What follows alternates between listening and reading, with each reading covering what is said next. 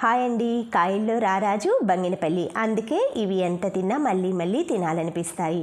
బంగినపల్లి ఉలవపాడు మామిడికాయలు డజన్ తీసుకున్నానండి.